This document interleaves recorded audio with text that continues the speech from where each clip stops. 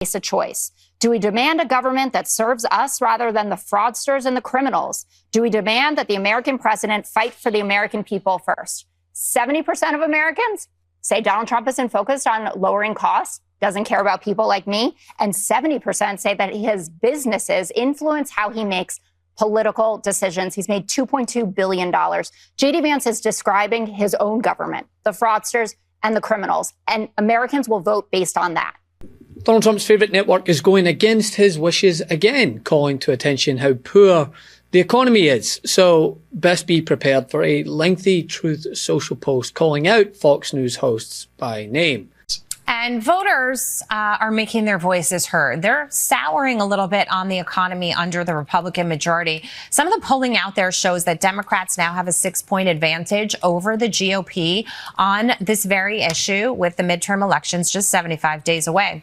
Former Speaker, House Speaker Kevin McCarthy, posing a simple question for the GOP. Quote, what is the plan of why you should stay in the majority? Congressman, how can Republicans get the economic messaging out there before November and make sure that it resonates properly? Because I know a lot of people have been trying to get the message out, but it's not sticking. See, the president has a remarkably simple economic philosophy, right?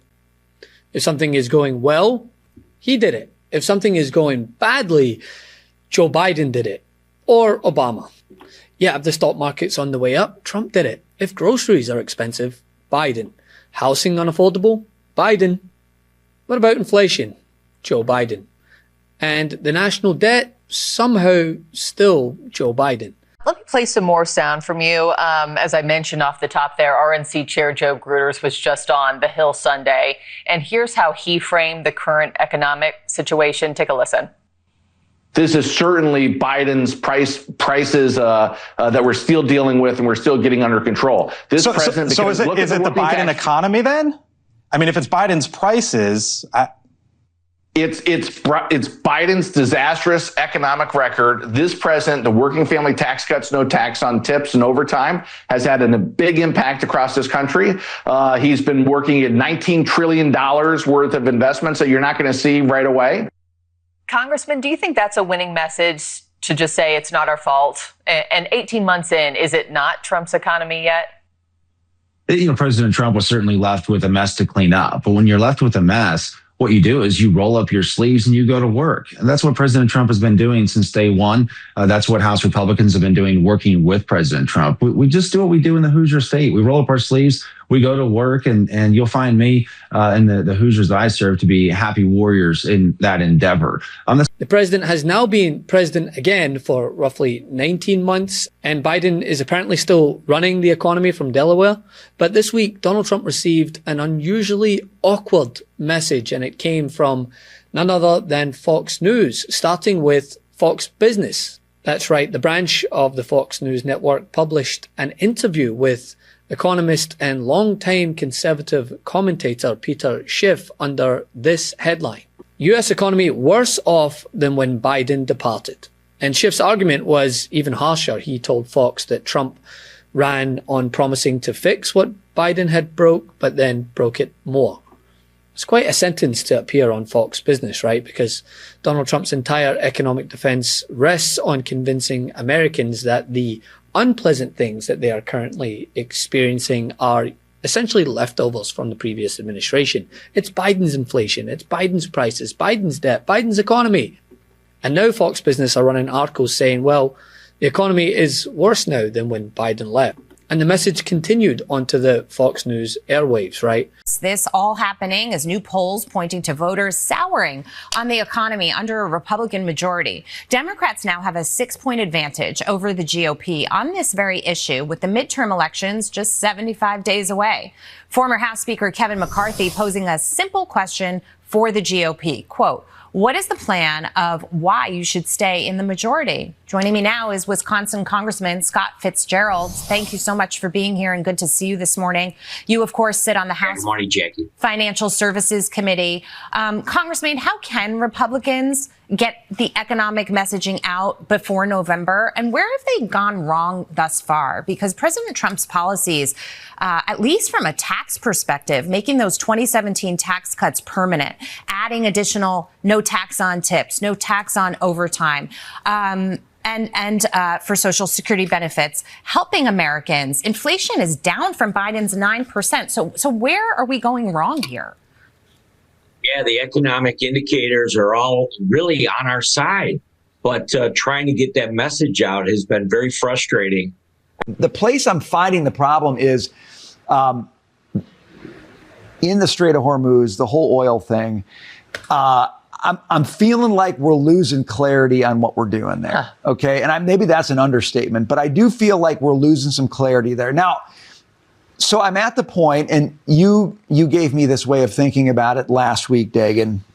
I'm at the point where I do not want to hear anything about whether or not Iran wants to make a deal. I don't want to hear anything about how much control we have. I don't want to hear anything. Said this last hour, as much as gas prices anger voters, I think the housing market will play an even bigger role. That's a big problem. Yeah, that you have, in the words of the Home Depot CEO, the housing market's frozen. The indicators Americans are actually feeling compared to what Trump tells them are distinctly different and very ugly. The latest government inflation numbers show that consumer prices are around 3.4% higher than a year ago. Energy prices are up 14.7%. Gas prices a staggering 24.6% year over year. Food costs are up another 3%. The Associated Press examined precisely this pattern this week and described Trump's approach as essentially the buck stops anywhere but with me. When inflation remains painful, he will continuously cite Joe Biden. When the economy slows, he will cite again Joe Biden. When the Iran war creates economic consequences, it's someone else's fault. I mean, when the reflecting pool falls apart, it must be these vandals that are appearing with massive box cutters that can cut through the middle of the gigantic pool. It's the defining feature of this administration that Trump accepts ownership of successes and outsources ownership of failures. And voters seem increasingly unwilling to accept it anymore, right? Because remember, one of the central promises of Trump's 2024 campaign is that he would bring prices down day one. Reuters recently revisited Trump's famous 2024 grocery store photo op, where he was surrounded by workers with food and hammering Democrats over affordability, something he now claims that Democrats made up. And the strategy, again, somehow worked, right? Cost of living helped return him to the White House. But since Trump began his second term, Reuters have found that prices across 26 major grocery categories have risen another 3.4%. So the campaign promise was initially, I will fix this. And the governing message now has become, why are you blaming me for this? House, Darren, on the campaign trail, President Trump promised to bring down grocery prices. But this move looks like he's acknowledging he hasn't succeeded, at least with beef. Hi, good afternoon, Liz. That's very true. And the Trump administration has been working for months, as you mentioned, to try to bring down the cost of beef at the grocery store for everyday Americans, to try to help out at those barbecues.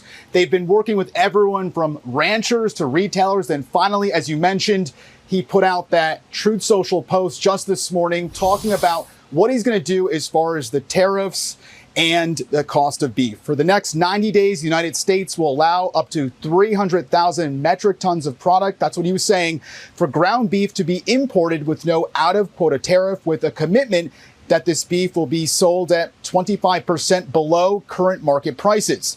America's cattle herd is currently at a 75-year low, unfortunately, helping to push beef prices higher. The latest government data shows the price of ground beef ranges from $6.89 to $8.41 per pound in July, up from $6.25 to $8.03 a year ago.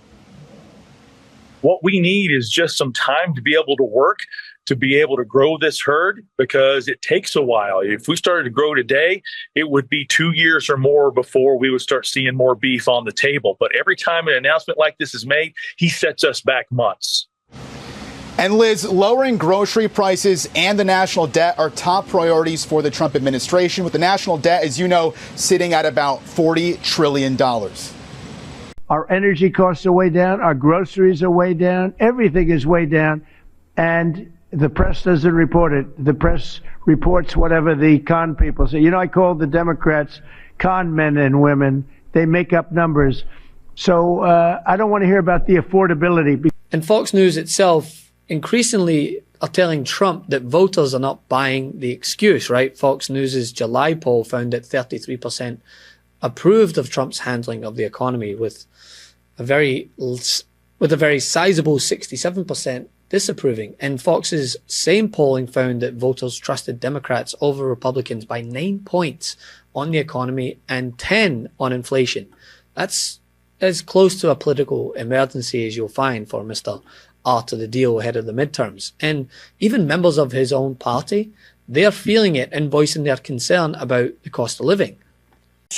That this whole affordability issue is a hoax. You're still out there doing town halls. You're one of the few. And I wonder, when you have those, if your constituents are saying affordability is just a hoax.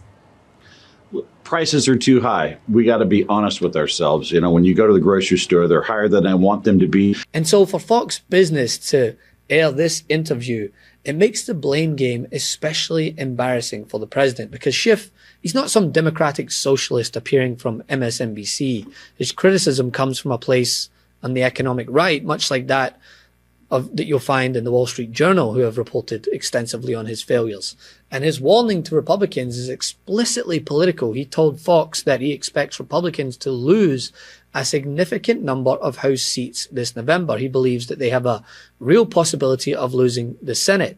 And he argues Trump's economic failures could ultimately create an opening for a genuine democratic socialist to win the presidency in 2028. His argument is basically that Trump promised voters that capitalism would fix the Biden economy. Now, if voters conclude that Trump made their lives worse, which more and more seem to be doing, they may move dramatically in the opposite direction. And that should terrify Republicans. Before you go, our book, WTF America, is available for pre-order now. It's the story of how we got here and how we fight our way back. To pre-order, scan the QR code or click the link in the description. Let's do this.